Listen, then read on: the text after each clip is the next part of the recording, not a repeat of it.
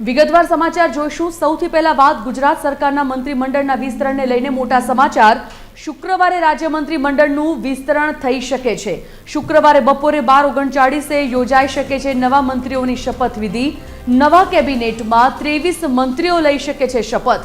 10 થી 12 જૂના મંત્રીઓને પડતા મૂકવામાં આવશે, ત્યારે નવા મંત્રીમંડળમાં 15 થી 17 નવા મંત્રીઓનો સમાવેશ થાય તેવી શક્યતા હાલ તો જોવાઈ રહી છે। મુખ્યમંત્રી સહિત 22 થી 24નું થઈ શકે છે સંખ્યાબળ, ત્યારે મહાત્મા મંદિર ખાતે યોજાઈ શકે છે શપથવિધિ સમારંભ। નવા મંત્રીને ચેમ્બર ફાળવવા સ્વર્ણિમ 1 અને 2 માં સફાઈ શરૂ થઈ ચૂકી છે। આવતીકાલ સાંજ સુધીમાં 10 થી 12 મંત્રીઓના રાજીનામા લઈ લેવાશે। આવતીકાલ મોડી રાત સુધીમાં નવા મંત્રીઓને ફોન થશે અને ઋષિકેશ પટેલ, હર્ષ સંઘવી, કુંવરજી બાવળિયા યથાવત રહેશે। મુળુભાઈ બેરા યથાવત રહી શકે છે। જૂના 16 મંત્રીમાંથી 10 થી 12 મંત્રી પડતા મુકાય તેવી સંભાવના છે। એવામાં ગુરુવારે મળવાની કેબિનેટ હવે શુક્રવારે મળશે। શુક્રવારે સવારમાં શપથવિધિ થયા બાદ સાંજે કેબિનેટ યોજાશે।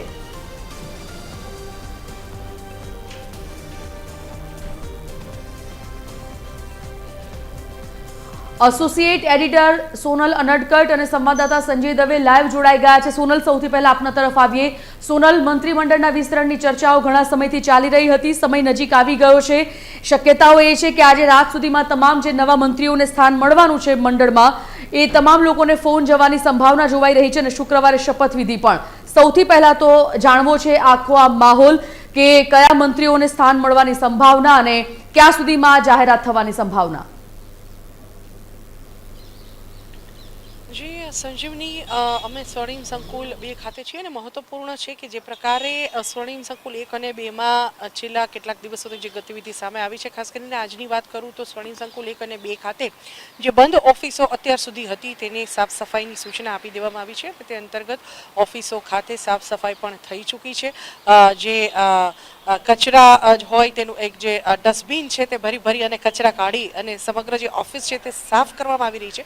મહત્વનું છે કે જે પ્રકારે આ સાફ સફાઈ ચાલી રહી છે, ક્યાંક ને ક્યાંક એવો સંકેત આપી રહી છે કે જે નવા મંત્રીઓ આવે છે તેનું સંખ્યાબળ વધવાનું છે, કેમ કે અત્યારે સ્વર્ણિમ સંકુલ 1 અને 2માં જે બેઠક વ્યવસ્થા છે, જે મુજબની કેપેસિટી છે, તે મુજબ મંત્રીમંડળનું જે સંખ્યાબળ છે તે અત્યારે જે 17નું છે તે વધારી અને 21 થી 23 સુધીનું જે સંખ્યાબળ છે તે થઈ શકે છે। અને હાલ જે રીતે સાફ સફાઈ ચાલી રહી છે તે જોતા એવું લાગી રહ્યું છે કે ચોક્કસપણે નવું જે મંત્રીમંડળ તૈયાર થવા જઈ રહ્યું છે તેમાં મંત્રીઓનું જે સંખ્યાબળ છે તે વધારવામાં આવી શકે છે।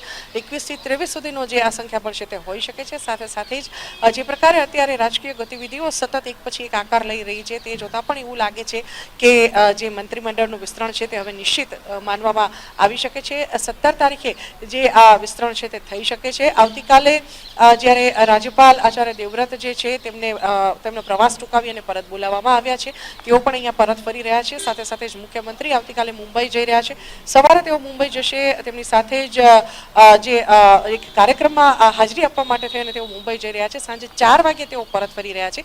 તેમના પરત આવ્યા બાદ જે પ્રકારે અત્યારે ગતિવિધિઓ ચાલી રહી છે તે જોતા એવું લાગી રહ્યું છે કે આવતીકાલ મોડી રાત સુધીમાં જે નવા મંત્રીઓને સ્થાન આપવાનું થઈ રહ્યું છે તેમને ફોનથી જાણ કરી દેવામાં આવશે અને ત્યારબાદ 17 તારીખે 12:39ના વિજય મુહૂર્ત પર જે શપથ સમારોહ છે તે આયોજિત થઈ શકે છે। શપથ સમારોહ ક્યાં આયોજિત થશે તેની જો વાત કરીએ તો 2 જે સ્પોટ છે તે હાલ ચર્ચામાં છે। એક છે તે રાજભવન ખાતે જે નવનિર્મિત હોલ તૈયાર કરાયો છે તે હોલ ખાતે જે આ શપથ સમારોહ છે તે આયોજિત થઈ શકે છે અને બીજી જે સંભાવના જોવાઈ રહી છે તે મહાત્મા મંદિરની જોવાઈ રહી છે। મહાત્મા મંદિર ખાતે પણ જે આ શપથ સમારોહ છે તે આયોજિત થઈ શકે છે। આ પ્રકારે જે હાલની ગતિવિધિઓ છે તે સામે આવી રહી છે અને તે જોતા ચોક્કસપણે એવું લાગી રહ્યું છે કે જે રીતે અત્યારે એક પછી એક ગતિવિધિઓ આગળ ચાલી રહી છે તે મુજબ જે મંત્રીમંડળનું વિસ્તરણ છે તે લગભગ નિશ્ચિત માનવામાં આવે છે। 17 તારીખે 12:39ના મુહૂર્ત પર આ જે શપથ સમારોહ છે તે આયોજિત થઈ શકે છે। રહી કેબિનેટની વાત તો સામાન્ય રીતે બુધવારે કેબિનેટ મળતી હોય છે, પણ બુધવારે કેબિનેટ મળી નથી। ગુરુવારે કેબિનેટ મળવાની હતી તે પણ રદ કરી દેવામાં આવી છે। એટલે એક સંભાવના જોવાઈ રહી છે કે શુક્રવારે 17 તારીખે જ્યારે આ મંત્રીમંડળનું વિસ્તરણ થાય છે, નવા મંત્રીઓ જે શપથ લે છે, એમની શપથવિધિ પૂર્ણ થયા બાદ સાંજે જે નવનિયુક્ત કેબિનેટ છે તે નવનિયુક્ત મંત્રીઓ સાથેની કેબિનેટની જે બેઠક છે તે 17 તારીખે સાંજે મળી શકે છે. એટલે આ પ્રકારનો એક સમગ્ર જે રાજકીય ગતિવિધિઓ છે તેનો ક્રમ સામે આવી રહ્યો છે. હાલના તબક્કે અનુમાન લગાવી શકાય છે કે 17 તારીખે ચોક્કસપણે જે મંત્રીમંડળનું વિસ્તરણ છે તે થઈ શકે છે અને મહાત્મા મંદિર અથવા તો જે રાજભવનનો હોલ છે ત્યાં જે શપથ સમારોહ છે તે આયોજિત થવાની જે તૈયારીઓ છે તે ચાલી રહી હોવાનું હાલના તબક્કે સામે આવી રહ્યું છે. જોકે મોસ્ટ પ્રોબેબલી રાજભવન ખાતેનો જે હોલ છે તેના પર પ્રથમ પસંદગી ઉતારવામાં આવે તેવી સંભાવના જોવાઈ રહી છે, કેમ કે ત્યાં ગતિવિધિઓ શરૂ થઈ ગઈ હોવાનું જે વાત છે તે સામે આવી રહી છે. આ ઉપરાંત મંત્રીઓની જો વાત કરીએ તો જેમ હમણાં આપે જણાવ્યું તેમ કે 10 થી 12 જેટલા જે મંત્રીઓ છે તેમને પડતા મૂકવામાં આવી શકે છે, કેમ કે જે મંત્રીઓ સામે અત્યાર સુધી વિવાદના સૂર ઉઠ્યા છે, વિવાદમાં ઘસડાયા છે, આક્ષેપો થયા છે, તેવા મંત્રીઓને તો સૌ પ્રથમ પડતા મૂકવામાં આવશે જ. અને તેવા મંત્રીઓમાં બચુ ખાબડનું નામ ટોચ પર છે, કેમ કે જે પ્રકારે તેમના પુત્રોની સામે મનરેગા કૌભાંડના આક્ષેપ થયા હતા, તેમની ધરપકડ પણ થઈ હતી, માટે તેમની છબી ખરડાઈ છે અને તેના પરિણામે તેઓ જાહેરમાં આવવાનું પણ ટાળી રહ્યા છે અને કેબિનેટમાં પણ તેઓ સતત ગેરહાજર રહી રહ્યા છે કેટલાક મહિનાઓથી. માટે તેમની જે વિદાય છે તે નિશ્ચિત માનવામાં આવી રહી છે. આ ઉપરાંત ભીખુસિંહ પરમાર અને સાથે સાથે જ જે કૃષિ મંત્રી છે રાઘવજી પટેલ, તેમની ઉંમરના કારણે એમની તબિયતના કારણે તેઓ જે વિદાય છે તે લઈ શકે છે. કનુભાઈ દેસાઈ પણ તેમને એજ ફેક્ટરના કારણે અને સાથે સાથે તબિયતના કારણોસર વિદાય લઈ શકે છે. આ ઉપરાંત જો વાત કરીએ અન્ય મંત્રીઓની તો ભાનુબેન બાબરિયાને પણ વિદાય આપવામાં આવી શકે છે. મુકેશ પટેલ સુરત ઓલપાડના મંત્રી છે અને તેમના પુત્રની સામે જે બોગસ લાયસન્સ ગન લાયસન્સની ફરિયાદ નોંધાઈ હતી તેના પરિણામે તેમને પણ પડતા મૂકવામાં આવી શકે છે. આ રીતે જોવા જઈએ તો જે રીતે નામ સામે આવી રહ્યા છે, આ સંભાવનાઓ છે આ તમામ મંત્રીઓને પડતા મૂકવાની. પણ વાત કરીએ જે મંત્રીઓ યથાવત રહી શકે છે તેમની, તો કુંવરજી બાવળિયા, મંત્રી આરોગ્ય મંત્રી ઋષિકેશ પટેલ અને સાથે સાથે જ ગૃહ રાજ્યમંત્રી હર્ષ સંઘવી જે છે તેમને યથાવત રાખવામાં આવી શકે છે. અને ખાસ કરીને ગૃહ રાજ્યમંત્રી હર્ષ સંઘવી છે તેમને કેબિનેટ કક્ષાનો જે દરજ્જો છે તે આપવામાં આવી શકે છે તેવી પણ એક વાત સામે આવી રહી છે. આ ઉપરાંત શિક્ષણ રાજ્યમંત્રી પ્રફુલ્લ પાનશેરિયા જે છે તેમને પણ કેબિનેટ કક્ષાનો જે દરજ્જો છે તે આપવામાં આવી શકે છે. મુખ્યમંત્રી પાસે અનેક એવા વિભાગો છે, વધારાના ખાતાના જે હવાલા છે તેમાંથી પણ કોઈ વિભાગ જે છે તે અલગથી મંત્રીઓને ફાળવવામાં આવી શકે તેમ છે. આ ઉપરાંત જે સૌરાષ્ટ્રનું જે પ્રભુત્વની વાત કરીએ, પ્રદેશના પ્રભુત્વની, તો જે પ્રકારે અત્યારે પ્રદેશની વાત કરીએ તો મધ્ય ગુજરાત એટલે કે અમદાવાદથી મુખ્યમંત્રી અને પ્રદેશ ભાજપ અધ્યક્ષ બંને છે, તો તેમને તેના આધારે જે પ્રદેશનું બેલેન્સ છે, પ્રદેશ અને જ્ઞાતિ સમીકરણોના જે બેલેન્સ છે તે પણ આ નવા મંત્રીમંડળ વિસ્તરણમાં જાળવવામાં આવી શકે છે. જી સંજય, આપના તરફ આવીએ. સંજય, જે પ્રકારે અત્યારે નામોની ચર્ચા ચાલી રહી છે, એવું લાગી રહ્યું છે કે અને જે ચર્ચાઓ અત્યારે છે કે 10 થી 12 એવા મંત્રીઓ હશે જેમને પડતા મુકાશે અને 15 થી 17 એવા મંત્રીઓ હશે જે નવા ઉમેરાવાના છે, એટલે કે કુલ કદાચ 20 થી ઉપર 20 થી 22 23 મંત્રીઓ કેબિનેટમાં હશે. આ વિસ્તરણને કઈ રીતે જોઈ શકાય, પહેલી વાત. બીજું કે જે મંત્રીઓ નવા ઉમેરાવાના છે, પછી એ જૂના મંત્રીઓ હોય ભાજપના અથવા તો પછી કોંગ્રેસમાંથી આવેલા મંત્રીઓ હોય, ખાસ તો આ મંત્રીઓની પસંદગી પર કયા મુખ્ય કારણો, કયા મુખ્ય મુદ્દાઓ જોવાશે?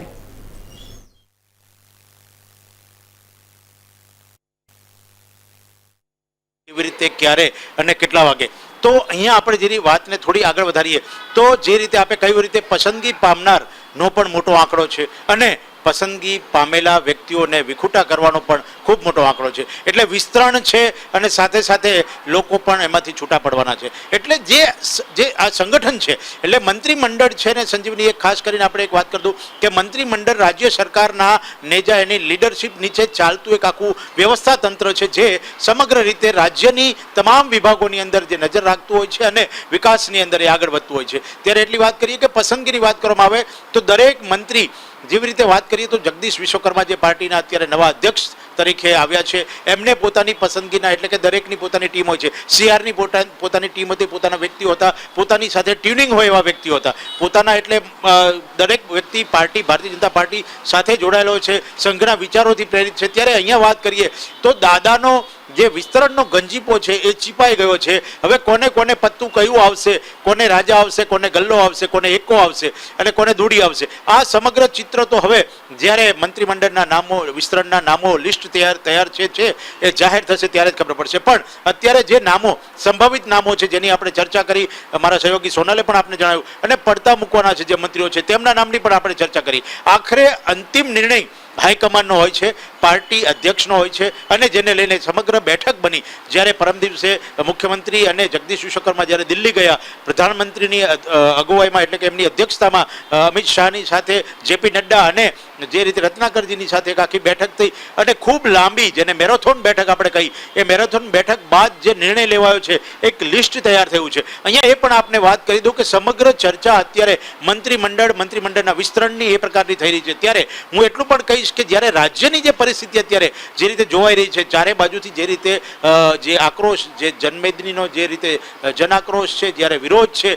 પાર્ટીની અંદરની જે કાર્યકરોની જે નારાજગી છે, આ તમામ વાતોની ઉપર ચર્ચાની સાથે સાથે આવનારી મહાનગર નિગમોની ચૂંટણીઓને લઈને પણ એક ચર્ચા કરવામાં આવી હતી. અને એની સામે કઈ રીતે આપણે 2027નો ચૂંટણી, વિધાનસભા ચૂંટણી જંગ જીતવો, એની પણ એક સમગ્ર ચર્ચા કરવામાં આવી હતી. એટલે આ સમગ્ર મુદ્દાઓને લઈને પ્રધાનમંત્રીની આગેવાની હેઠળ આજે બેઠક થઈ છે, તેની અંદર તમામ નામો નક્કી થઈ ગયા છે સંજીવની. અને એટલું કહી શકાય કે જ્ઞાતિ ફેક્ટર હંમેશા રાજનીતિની અંદર કામ કરતું હોય છે. આપે કહ્યું રીતે બહુ સાચી વાત છે. જે રીતે દક્ષિણને પ્રાધાન્ય આપવામાં આવ્યું, મધ્ય ગુજરાતને પ્રાધાન્ય આપવામાં આવ્યું પ્રદેશ પ્રમુખ અને મુખ્યમંત્રીજી, એવી રીતે ઉત્તર ગુજરાતને પણ પ્રાધાન્ય આપવામાં આવશે. જેવી રીતે વાત કરાય તો સૌરાષ્ટ્ર અને કચ્છને પણ પ્રાધાન્ય આપવામાં આવશે. અને આ વખતની ચર્ચામાં એવું કહી શકાય છે કે મુખ્યમંત્રી અને પ્રદેશ પ્રમુખ જ્યારે મધ્ય ગુજરાતના છે, ત્યારે સૌરાષ્ટ્રની સાથે અન્યાય થયો હોય આ પ્રકારની ચર્ચાઓ જ્યારે જોર પકડી રહી છે, ત્યારે એટલું કહી શકાય કે થોભો અને રાહ જુઓ. કારણ કે પ્રધાનમંત્રી નરેન્દ્ર મોદીની જે આખી તૈયારી હોય છે, એમની જે રણનીતિ હોય છે, એ રણનીતિની અંદર જ્યારે નામો સામે આવતા હોય છે, ત્યારે સમગ્ર વિસ્તારને, આખા ગુજરાતના વિકાસને અને સમગ્ર પ્રાંતને ધ્યાને લઈને એ કામગીરી કરવામાં આવતી હશે. અને કદાચ આવનારા આ લિસ્ટની અંદર પણ એ જ પ્રકારનું આખું ચિત્ર સામે આવશે. સંજીવની. સોનલ, આપના તરફ આવું. સોનલ, બે મુદ્દાઓ હંમેશા ચર્ચામાં અત્યાર સુધી હતા અને આ દરમિયાન એક મહત્વપૂર્ણ સમાચાર સામે આવી રહ્યા છે. સમાચાર તરફ કરેલી નજર તો ધારાસભ્યોને 2 દિવસ ગાંધીનગરમાં રહેવા માટે સૂચના આપી દેવામાં આવી છે. ગુરુવાર અને શુક્રવારના રોજ ધારાસભ્યો ને ગાંધીનગરમાં રહેવા માટેની સૂચના, દરેક ધારાસભ્યને ગાંધીનગર પહોંચવા માટે હાઈકમાન્ડે સૂચના આપી છે. ખળભળાટ ચાલુ થઈ ગયો છે, હલચલ ચાલુ થઈ ગઈ છે. દંડક ઓફિસથી ધારાસભ્યોને સૂચના મળી ગઈ છે મંત્રીમંડળ વિસ્તરણને લઈને. આ સૌથી મોટા સમાચાર. શુક્રવારે શપથ ગ્રહણ વિધિ 12:39 કલાકે શુભ મુહૂર્તમાં યોજાશે. રાત્રે ફોન જવાની શરૂઆત થઈ જશે. ગુરુ અને શુક્રવારના રોજ, આમ 2 દિવસ, અનેક ધારાસભ્યો જે ગામની બહાર છે તેમને સૂચના આપી દેવામાં આવી છે દરેક ધારાસભ્યને ગાંધીનગર પહોંચવા માટેની. એટલે કે જે પ્રકારની અત્યારે વિસ્તરણની ચર્ચાઓ જોર પકડ્યું છે, મહોર વાગવાની સત્તાવાર જાહેરાત થવાની બાકી છે. 15 થી 17 નામો ઉમેરાઈ શકે છે આ મંત્રીમંડળમાં. એ કયા નામો હશે, ચર્ચાતા નામો હશે કે પછી કોઈ નવા નામો આ 15-17 લોકોમાં બહાર આવે છે કે નહીં તે જોવું રહ્યું. પરંતુ સ્વાભાવિકપણે આ દિવાળી પહેલા જે વિસ્તરણની જાહેરાત થવાની છે, કોઈકની દિવાળી સુધરશે તો કોઈકની બગડશે, કોઈકનું મોં મીઠું થશે, કોઈકનું કડવું થશે. સ્વાભાવિકપણે અંદરખાને નારાજગી પણ જોવા મળશે અને હર્ષની લાગણી પણ જોવા મળશે. એવામાં મંત્રીમંડળ વિસ્તરણને લઈને આ સૌથી મોટા સમાચાર. દરેક ધારાસભ્યને ગાંધીનગરમાં રહેવા માટે સૂચના આપવામાં આવી છે. સોનલ પાસે જઈએ છે. સોનલ, દંડક ઓફિસથી અત્યારે ધારાસભ્યોને સૂચના મળી ગઈ છે ગાંધીનગરમાં રહેવા માટે ગુરુ અને શુક્ર, 2 દિવસ માટે. એટલે સ્વાભાવિકપણે હવે જાહેરાત થવાની બસ ઘડીઓ ગણાઈ રહી છે. આ ઘડીઓમાં સૌથી પહેલા એ પણ ચર્ચાનો મુદ્દો છે કે મંત્રી, 4 મહામંત્રીઓ, જ્યારે પ્રદેશ પ્રમુખના નામની જાહેરાત થઈ ત્યારે તેમના ઝોનના 4 મહામંત્રીઓના નામ કોણ હશે, મહામંત્રીઓ કોણ હશે, તેની વચ્ચે વિસ્તરણની ચર્ચાએ જોર પકડ્યું હતું. વિસ્તરણમાં જે મંત્રીઓને સ્થાન અપાવવાનું છે, આ વખતે શું લાગે છે કે આવનાર આસપાસની ચૂંટણીઓને જોતા શું જાતિગત સમીકરણો ધ્યાનમાં રખાયા હશે મંત્રીઓની પસંદગી માટે, ક્ષેત્રીય સમીકરણો ધ્યાનમાં રખાયા હશે મંત્રી પસંદગી માટે? કયા પરિબળો ધ્યાનમાં રાખીને આ પસંદગી મંત્રીઓ પર ઉતારવામાં આવી હશે? જી સંજીવની, જે રીતે અત્યારે મંત્રીમંડળ વિસ્તરણની અટકળોએ વેગ પકડ્યો છે તે જોતા હાલ જે સમાચાર સામે આવી રહ્યા છે તે મુજબ જે ધારાસભ્યો છે તે તમામને ગાંધીનગર પહોંચવા માટેની સૂચના આપી દેવામાં આવી છે. કેટલાક મંત્રીઓ, કેટલાક ધારાસભ્યો જે છે તેઓ ગાંધીનગર બહાર છે અને આવા સંજોગોમાં જે ધારાસભ્યો છે તે તમામને ગાંધીનગર ખાતે પહોંચવા માટે જે દંડક છે તેના તરફથી જે સૂચના આપી દેવામાં આવી છે. વિધાનસભા દંડક તરફથી ભાજપના જે દંડક છે તેમના તરફથી આ સૂચના આપી દેવામાં આવી છે. એટલે ચોક્કસપણે વધુ એક વાતથી સમર્થન પ્રાપ્ત થઈ રહ્યું છે એ વાતને કે મંત્રીમંડળનું જે વિસ્તરણ છે તે હવે લગભગ નિશ્ચિત માની શકાય, કેમ કે તમામ જે ધારાસભ્યો છે તેમને ગાંધીનગર પહોંચવાની સૂચના હવે આપી દેવામાં આવી છે. જે અટકળો હતી તેનો હવે અહીંથી અંત આવી જાય છે, કેમ કે હવે જ્યારે ધારાસભ્યો અહીં ગાંધીનગર પહોંચે ત્યારે ચોક્કસપણે એ વાતને હવે સમર્થન મળી જાય છે કે 17મીએ જે મંત્રીમંડળ વિસ્તરણની વાત છે તે ચોક્કસપણે હવે થશે. 17 તારીખે 12:39ના મુહૂર્ત પર, વિજય મુહૂર્ત પર જે શપથ સમારોહ છે તે આયોજિત થશે જ તે વાત હવે નક્કી થઈ ચૂકી છે. ધારાસભ્યોના આગમનના પગલે તમામને સૂચના આપી દેવામાં આવી છે. આવતીકાલ બપોર અથવા તો સાંજ સુધીમાં જે ધારાસભ્યો છે તેઓ અહીંયા ગાંધીનગર ખાતે પહોંચી શકે છે. દરેકને ઉપસ્થિતિની જે સૂચના છે તે મળી ચૂકી છે. અને હવે વાત કરીએ, જે તમે આગળ સવાલ કર્યો કે ક્ષેત્રીય જે સમીકરણો છે અને જ્ઞાતિ સમીકરણો છે, તો એક વાત સંજીવની ભાજપના સંદર્ભમાં હંમેશા સમજવી પડે કે ભાજપ ઓલવેઝ જ્ઞાતિ સમીકરણો અને પ્રદેશના સમીકરણો એટલે કે ક્ષેત્રીય સમીકરણોને બેલેન્સ કરીને ચાલનારો પક્ષ છે. ડિસિપ્લિન્ડ પક્ષ છે, શિસ્તબદ્ધ પક્ષ છે અને હંમેશા જે નિર્ણયો લેવાતા હોય છે ભાજપમાં તેના સંદર્ભમાં ક્યારે અસંતોષ જો હોય તો પણ કોઈને બોલવાની પરવાનગી હોતી નથી. ભાજપમાં હંમેશા બે લોકો જ બોલે છે અને તે છે મોદી અને શાહ. આ બંને હાઈકમાન્ડ તરીકે જે નક્કી કરે છે તે બધાએ સરાખો પર ચઢાવવું પડે છે અને તેના ભાગરૂપે જે નવા મંત્રીમંડળમાં નામો નક્કી કરવામાં આવશે તેમાં ચોક્કસપણે મોદી શાહની જોડી હંમેશા જે આ જ્ઞાતિ અને જ્ઞાતિ જાતિના સમીકરણો અને પ્રદેશના જે સમીકરણો છે તેને હંમેશા બેલેન્સ કરતી આવી છે. વાત કરીએ અસંતોષની, તો જે પ્રકારે અત્યારે ભાજપના નેતાઓ અને કાર્યકર્તાઓમાં એક અસંતોષ લાંબા સમયથી જોવા મળી રહ્યો છે કે કોંગ્રેસમાંથી આ ભાજપમાં પક્ષ પલટો કરીને આવેલા જે નેતાઓ છે તેમને મંત્રીપદની લાણી અત્યાર સુધી થયેલી છે અને તેમનો જે આ વિરોધ છે તેને ખાળવાનો આ વખતે મંત્રીમંડળના વિસ્તરણમાં પ્રયાસ કરવામાં આવે તેવું ચોક્કસપણે લાગી રહ્યું છે. અને તે જોતા પ્રદેશના જો પ્રભુત્વની વાત કરીએ તો અત્યારે મધ્ય ગુજરાતનું પ્રભુત્વ જે વધારે જોઈ શકાય ભાજપમાં, કેમ કે મધ્ય ગુજરાત એટલે કે અમદાવાદથી મુખ્યમંત્રી ભૂપેન્દ્ર પટેલ અને એ જ અમદાવાદથી પ્રદેશ ભાજપ અધ્યક્ષ જગદીશ પંચાલ હાલ પ્રતિનિધિત્વ કરી રહ્યા છે. માટે મધ્ય ગુજરાતને પૂર્ણરૂપે એક રીતે જોવા જોઈએ તો પ્રતિનિધિત્વ મળી ચૂક્યું છે. આવા સંજોગોમાં હવે અન્ય જે ભાગ બચ્યા છે ગુજરાતના ઉત્તર, દક્ષિણ અને સૌરાષ્ટ્ર, આ જે ભાગ છે તેને જે પ્રભુત્વ છે તે મળતું જોઈ શકાય છે. હાલના તબક્કે દક્ષિણ ગુજરાતની જો વાત કરીએ તો હાલનું જે મંત્રીમંડળ છે તેમાં દક્ષિણ ગુજરાત એટલે કે સુરત બાજુના જે મંત્રીઓ છે તેમની સંખ્યા પણ જોઈ શકાય છે. પ્રફુલ્લ પાનશેરિયા હોય, હર્ષ સંઘવી હોય, મુકેશ પટેલ હોય, આ 3 મંત્રીઓ એવા છે કે જે દક્ષિણ ગુજરાતથી પ્રતિનિધિત્વ કરે છે. એટલે દક્ષિણ ગુજરાતને પણ હાલના મંત્રીમંડળમાં જે કહી શકાય કે પૂરતું સ્થાન મળી ચૂક્યું છે. ત્યારે હવે મધ્ય અને દક્ષિણ ગુજરાતને બાદ કરતા અન્ય જે ભાગ છે ઉત્તર અને સૌરાષ્ટ્ર, તેને આ વખતે વધારે પ્રતિનિધિત્વ મંત્રીમંડળમાં મળી શકે છે તેવું એક અનુમાન હાલના તબક્કે લગાવી શકાય.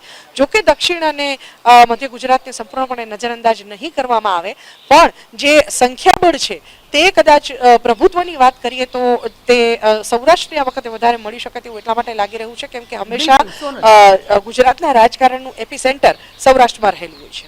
બિલકુલ સોનલ, ધન્યવાદ આ સમગ્ર જાણકારી બદલ.